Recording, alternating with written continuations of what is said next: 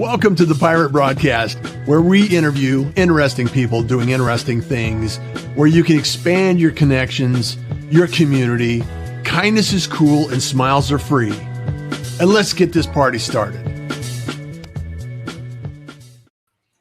And it's a great day, and welcome to the Pirate Broadcast. We have another amazing individual here that we're going to be talking about making connections, helping in the world, adding value, and making sure that people have something that they need when they need it. Angel, welcome to the Pirate Broadcast. Thank you. Thank you very much, Russ. It's a pleasure and an honor to be here. And obviously, thank you, everybody who's watching us today. You know, whether you're watching today, right now, or in the future, I think this brings a lot of value to a larger audience. And the thing that we're in right now, and we were talking before the show, Angel, is we're in a transformational age. And right now, a lot of things are happening, a lot of chaos and noise and things like that.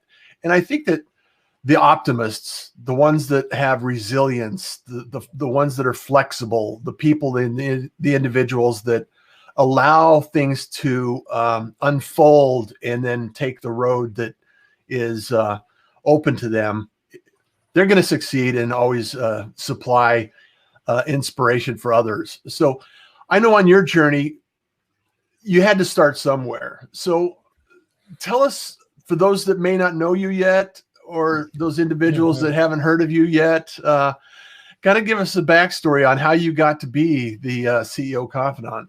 Thank you. Yeah, I would say that probably the starting point was being in, low middle class family in Spain. I was born close to Barcelona, and I think that the big decision that my parents made was, number one, to put me to French lessons, to French language classes in my formal education system, and also to put me to English language lessons outside at the same time. So I was learning French and English at the same time. Wow. And I think that was probably the reason why I eventually have been doing what I have done, which is, really fast forward, like helping so many, more than 1,500 companies and their CEOs in more than 33 countries. I have always felt that my roots were everywhere. So I always felt comfortable living everywhere. Mm-hmm. I've lived in 8 different countries, although I've done business in more than 30 countries. But I always felt like everywhere was my home. And I could really thrive everywhere, regardless. I could thrive anywhere. I think that as much as obviously I have my preferred places in the world, right? But I could really live for some time anywhere, or I could be a real nomad. Having a family makes things a little bit complicated, but sure. But still, and I think that was the journey. I mean, when I was, I think it was in 7th grade, 8th grade, it was my first ever trip abroad. It was a summer in Scarborough, the famous Scarborough in the UK. Yeah. Where I moved, when I went from having to translate, when you learn a language, that is, you translate everything in your head, going from translating it into, language automation. You didn't have. I could speak English without thinking about it. Just saying it. Just expressing the concept, whatever that was. And that was the beginning. Eventually, when I was in college, I was part of an international organization that allowed me to enjoy several scholarships in several countries. And then my first job was actually working for the rector, which would be here, the president of the university, my own college, helping them in the rector's office as an international officer, going all over Europe and the Americas, negotiating contracts and establishing partnerships. And it's pretty much what I have been doing throughout the rest of my life. It's like doing business development. And you said something which actually you're very right, which is adding value. I think that I've been adding value consistently to many different companies and organizations. And that has given me the chance to become eventually the CEO Confidant, right? Yeah, that's amazing that the first job you had allowed you to become who you are today. You know, Absolutely. a lot of us have multiple careers. We have these test careers, I call them. You know, something that's like, okay, I have an opportunity to do this, so I go do this, and then the next thing you know, it's like, that's not what I want to do. And you had an instant invitation and introduction to what you're doing now, and it falls in line with exactly what you're doing now, and it just that's incredible. So I love it. And I would like to add something when you were explaining the moment in history that we are living right now, this transformational moment in history. Yeah. I would like to add an additional adjective to the ones that you mentioned, because I think it's very important. And we all have been the last 14 months kind of trying to figure out what's going on, right? What to do with our lives, blah, blah, blah. Creator. I think that right now it's the time of the creators. It's the time of the proactives. It's the time of those that want to take the lead in the world, and those that are willing to take the lead in the world, regardless of where they are today. I think it's going to be the ones that are going to be leading the world in the future. Yeah. There are so many opportunities out there. Like we were talking about before the show, is there's so many opportunities out there for business owners and, like you said, creators. My mantra is I wake up with gratitude, Angel. I create something every day. I work to help somebody every day. And then I just love the opportunity to inspire somebody every day. So, and that's what you're doing. You're inspiring CEOs and executives to think bigger, to think more impact. I mean, you help the top echelon of CEOs, and you're still also, for those that may not know this, is you're learn about entrepreneurship. So I want to make sure that when we talk about creative, about how you created that inspiration to those individuals in different communities that may not have the resources available to us in some, like Texas or Arizona. Exactly. Isn't it amazing? I mean, we didn't plan for it, but today it's the World Innovation Day, actually. So it is. How appropriate is that? Yeah, exactly. So, I mean, how else can we relate our conversation to innovation and creation and creativity, right? Uh-huh. So I moved. One of the countries I lived in when I moved from the UK to the Americas was Mexico. So I lived in Mexico for 10 years, and I was traveling all over the continent.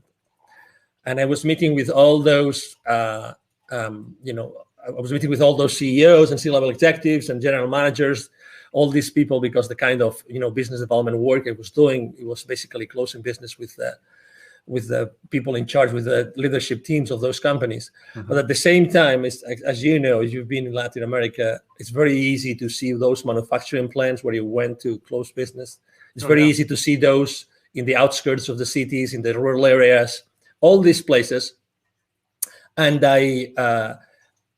in those places, obviously, there's always poverty, and there's always kids that are asking you to do something. I remember clearly, very often, if not all the time, outside those manufacturing plants, there would be those kids coming to me and say, "Hey, senor, I would like to clean your car. I would like to wash your car. I would like to wash your windscreen. I would like to sell a bottle of water to you, or I would like to sell some gums or some candies," whatever it was, the way that they were making their ends meet, right? So I was always, like, in a matter of minutes, I was seeing all those kids in need, and I was dealing with, and I was talking to very powerful in terms of economy, people, right? And so at some point in 2015, I had this epiphany. I had this experience in which it was very clear to me that I had to help. If it wasn't me, who would be more experience prone to do this? Who had this experience of reaching out to the most powerful people in those companies, and at the same time acknowledging those kids in need? So it was and I reached out to to a business partner and friend of mine, and then we brought his father in, and we started what today is Wisdom for Kids, and it's basically it's an international charity, international non-profit organization. And what we do is we help underprivileged kids in Latin America become entrepreneurs using their local resources. And teaching kids, it's a non-stop source of inspiration, because kids are genuine, kids are spontaneous, kids are, not only are they are our future, but also they have so many lessons to teach to us. Yes. I'm one of those parents. I have 3 kids. I'm one of those parents who strongly believe that the kids actually choose us and the kids are here to teach us lessons. So it's not only that we have to make sure that, they thrive and they grow and they're reliable, fully reliable when they become 18 or 21, whatever the age is. I believe that also they are in our lives to teach us some lessons. So we have to be wise enough, smart enough to be able to listen to the lessons that they have to teach us. And I think that historically speaking, we as parents have done a very poor job of listening to our kids. And I'm not meaning, I don't mean spoiling our kids. Yeah. Let's be clear. I just mean to have real, genuine conversations. I think that as true as it is, the statement that we often say that we become parents without a manual, and the kids come without, I think that the kids come with many lessons to teach. And we should be listening. We should be listening much more, much more. And do you think it's because I've thought about this a lot, it's the statement, create like a 5-year-old. Yeah, absolutely. Because it's the creativity and the curiosity that a 5-year-old has, and the question why is it done that way? Why do we have to do it that way? And when we get older, we have a tendency to throw those questions out the door, and when in reality, like you said, we could learn from those lessons. Totally. Yeah. There's many questions, and there's many things that, and I still to this day, when we go to, not this past year, because unfortunately there were so many traveling restrictions, we couldn't go, but even the local volunteers we have in several places in Mexico, to give you an example, I mean, they have not been able to see the kids. We have not been able to really be in touch with them, and that's obviously very, very unfortunate. But when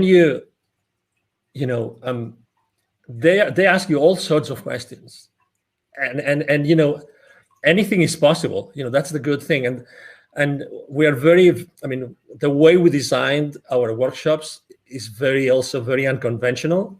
We focus much more in energy than knowledge, much more in experience than content, like entrepreneurial content, because those kids, to start with, many of them have self-esteem problems, and many of them, they have this reinforcement in which they're being told, this is your community and you will live here, and that's your these are your boundaries. You cannot leave this place, and you can only become this or this or that. So actually, in our workshops, we literally tell them and inspire them through different practices that they really can become whoever they want.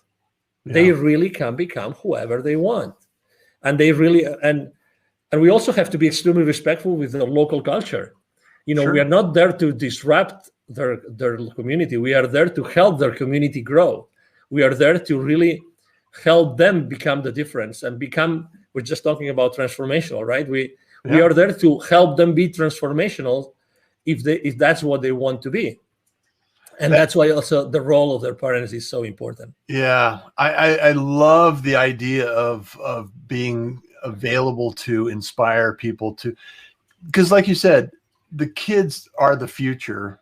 And if we could teach them some free thought, innovation, ask why, and the creativity that goes into that, and develop that skill, they're going to be creators in the future. They're going to be creating amazing things that we haven't even thought about yet.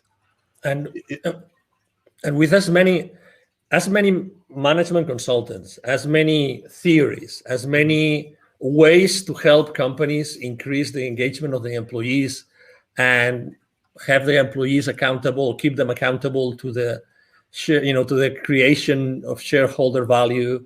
You name it. There's so many things going on in the companies right now, in the organizations, in the world right now. Yeah.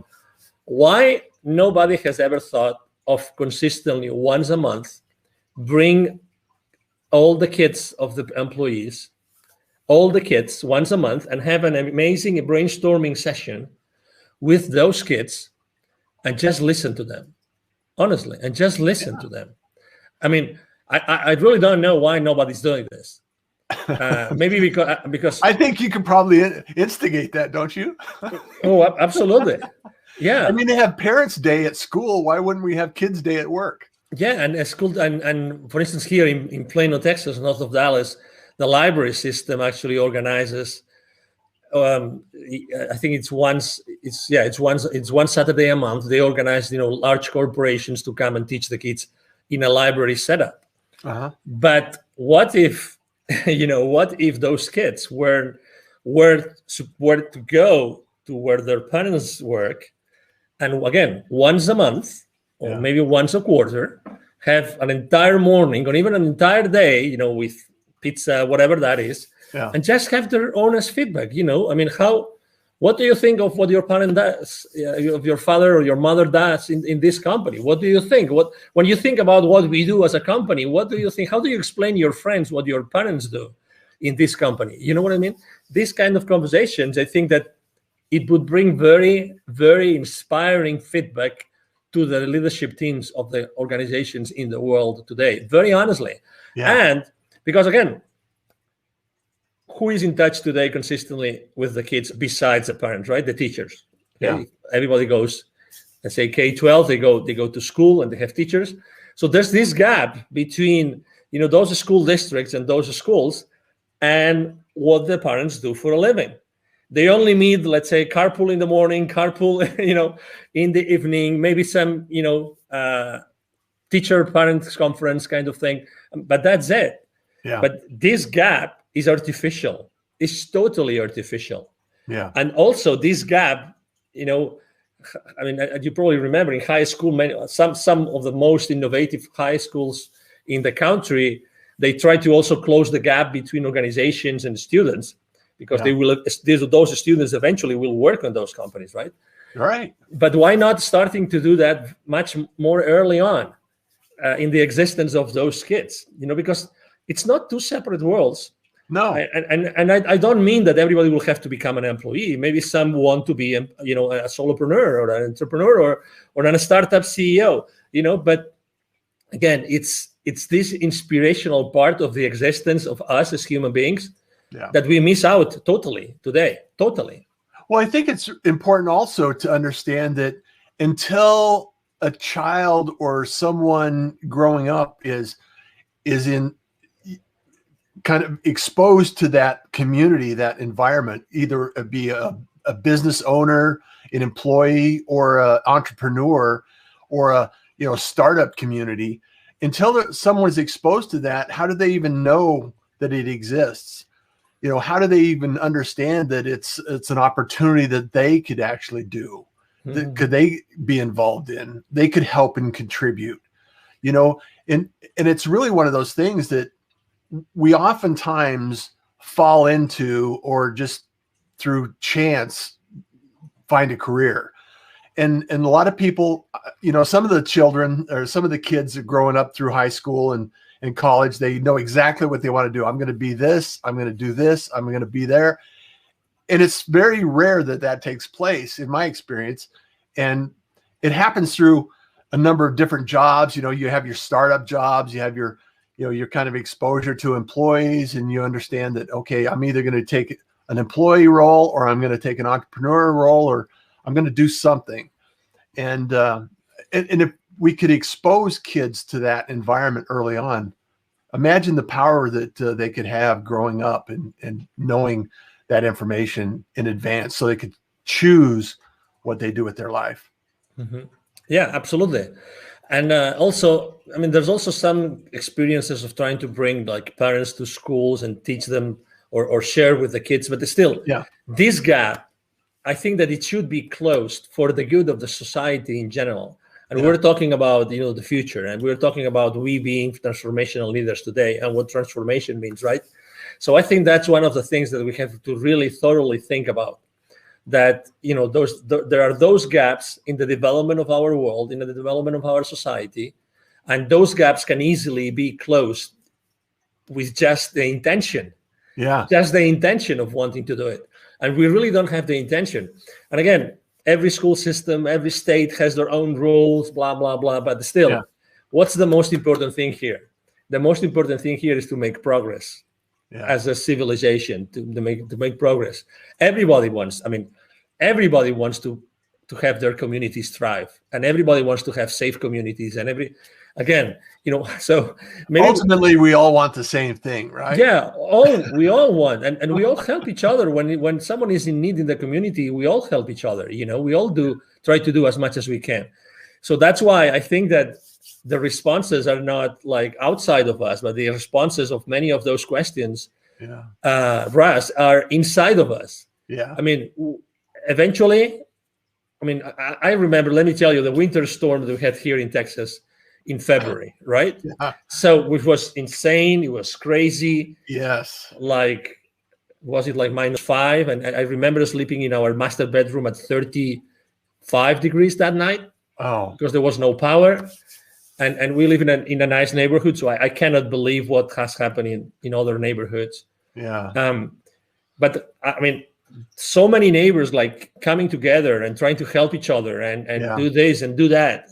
I mean, that week was difficult, was really scary, but at the same time, there was so much good coming out of the communities and helping each other and bringing food and bringing water and sharing what we had with others, and so many things. I mean, there were so many gestures. And again, trying to divide us is the wrong path to go, because as humans, that's not what we want to do. As humans, we all want to really help each other. That's who we are. I mean, and nobody can change this. We really want to help each other, and we understand each other. And again, going back to the kids, that's why being or having a nonprofit working for kids is so important, is that we go back to the kids again. The kids have the kids have the answer. The kids are the answer to so many things in this world, and the future is being built by them. And again, we should pay much more attention to what the kids represent in our world, and really have them more present in the decisions that we make every single day. Well, the seed has been planted on World Innovation Day. So I want to give a shout out to some of the people that joined us here, Angel. Angie, good morning, everyone. Pirate. Kate O'Hare's here this morning. Good morning, Russ. Hi, Jeffrey Kate. Berger says, good morning, Pirates, from Western New York, where it's snowing. It's still snowing in Western New York. Look at that. Glad to join you this morning. It's cold in Texas too. Yeah. It's cold in Texas today too. I don't know about Arizona, but here in Dallas, it's cold today. Oh, man. Jeffrey, snow in Michigan, left Florida last week. So agree with you, Angel. Game changers, change before change is required. We need to be creators to make a difference. Love your nuggets. Thank you so much, Jeffrey, for being here. Kate O'Hare, I'm in Cape Coral, Florida, taking care of my mom's estate. Get back to Florida. Thanks, it's high. Sheila Chamberlain joining us in. Hello. Hello. Kate says, I agree with Angel. It's our creator. It could be that we have the pandemic to remind us to come back to our roots. Absolutely. Go ahead. No. I was just gonna say. I mean, I love to interact with the audience, but oh my God! I mean, let's say, I don't know if you have kids, Russ, but probably a lot of people have kids. So if you have a kid who is a rebel, right? If you have a kid, every single kid is different. I have three children. Every single one of them is different, right? So. What do we do? Do we kick them out? What do we really do? Yeah. I mean, is there anything that we don't do for our kids? Is there anything that we don't consider? Is there any option that in order to help our kids we don't consider? Of course not, because they are, they're blood of our blood, Yeah. they're ourselves, right? So it's the same with the rest of the world. I really believe that it makes no difference to deal with our kids or someone else's kids or anybody else that we work with and that we interact with. There's really no big difference. Yeah. Well, and if we don't offer the opportunity to plant those seeds and nurture that idea and that concept, somebody else will. And it's not always a good option. Yeah. And at-risk kids are out there, and we need to do everything we can to help them find a positive outcome in their life and a journey that they can follow and appreciate and help others as well. And I think planting that seed is really so. I love the idea. I love the idea of bringing in there and influencing individuals that are growing up. And so in your CEO community, how would you go about thinking of this kind of concept and planting that seed? Yeah, that's a great question. And sometimes people ask me, what kind of clients do you work with? I mean, is there a particular industry, is there a particular vertical? I always say the same thing. I work with, with business leaders who really want to change, who really want to leave a legacy, and who really want to make the world a better place. Okay. So it's in alignment with the idea that we just talked about. Exactly. Yeah. So I don't want to attract people that I don't resonate with. Yeah. So that's why I've worked with, so many different,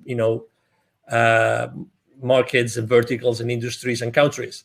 And I think that when you travel consistently internationally, you realize that, your very tight ideas, like small ideas, they become obsolete immediately, because you realize that you have to open to possibilities continuously, and you have to be flexible enough to adapt to ways of thinking and of behaving that you never saw before, right? And they're not good or bad. They're just part of their local culture, and you have to consistently adapt to that, right? So I think that's why when I was thinking of my brand 5-6 years ago, I put Confidant, because when you become trustworthy with the, to someone with their business, eventually, if they perceive the value, you eventually have many other conversations that go beyond the business themselves. I know that obviously the main purpose of a business is to generate shareholder value.